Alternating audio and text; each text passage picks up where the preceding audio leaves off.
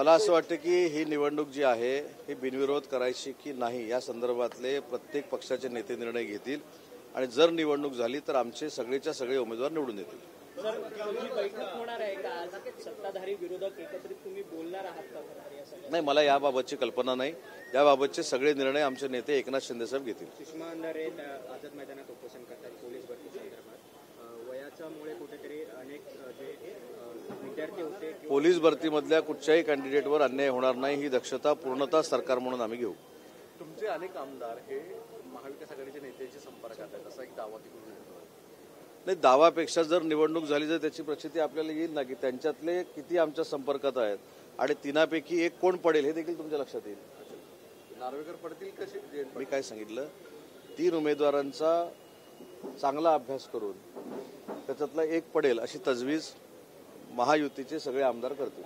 उद्धव ठाकरे म्हणतात महायुतीने त्यांची मतं सांभाळावी। उद्धव ठाकरे म्हणतात महायुतीने त्यांची मतं सांभाळावी। कुणी सांगितलं म्हणून काय पेटून उठून मी काय कुठची स्टेटमेंट देणार नाही, मी कुठेही टोमणे मारणार नाही।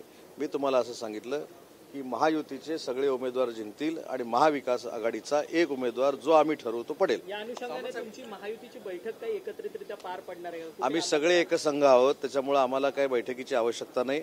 ज्यांना बैठकीची आवश्यकता आहे त्यांनी आमदार त्यांचे सांभाळून ठेवावेत, कारण त्यातले अनेक आमदार हे आमच्या संपर्कात आहेत। साहेब, मुंबईमध्ये काल टीम आली आणि त्याच्यावरून वारंवार महाविकास आघाडीचे नेते गुजरातचा मुद्दा काढत आहेत। गुजरातमधनं गाडी आणली, गुजरातमधनं सगळ्या गोष्टी होत आहेत, नेमका हा अजेंडा काय? मला असं वाटतं हा बालिशपणा आहे। ज्या टीमनं देशाचं नेतृत्व करून जगामध्ये क्रिकेट टीम कशी असावी आणि विशेषतः नम्र कशी असावी, विरोधक जरी असला तरी त्याच्याबरोबर कसं खेळावं कसं वागावं ही खेळवृत्ती दाखवली, ते गुण विरोधकांनी घ्यावं ना। गाडी कुठनं आणली, कपडे कुठनं आणले, कुठच्या ब्रँडचा कपडे घालतो हे कशाला पाहिजे। माझं म्हणणं आहे की जी टीम आली त्यांनी फार मोठं कर्तृत्व या जगभरामध्ये जे निर्माण केलेलं आहे त्यांचं कौतुक करा। आणि ज्या लोकांसाठी, कारण या सगळ्या क्रिकेटपटूंना बघण्याची लाखो लोकांची आस असते, लाखो लोकांची इच्छा असते आणि म्हणून जर गाडी तयार असेल आणि 24 तासामध्ये हा कार्यक्रम घ्यायचा असेल तर हा जनतेसाठी केलेला कार्यक्रम होता। ते लाखो फॅन्स जे आहेत भारताच्या टीमवर प्रेम करणारे त्यांच्यासाठी घेतलेला कार्यक्रम होता आणि म्हणून बघा ना, जे भारताचं अभिमानाची बाब आहे त्याच्यावर टीका टिप्पणी करण्याचं काम देखील विरोधक करतात। त्याच्यामुळे या विरोधकांना जिल्ह्याचं, राज्याचं आणि देशाचं काही पडलेलं नाही। ठीक आहे, थँक्यू सर।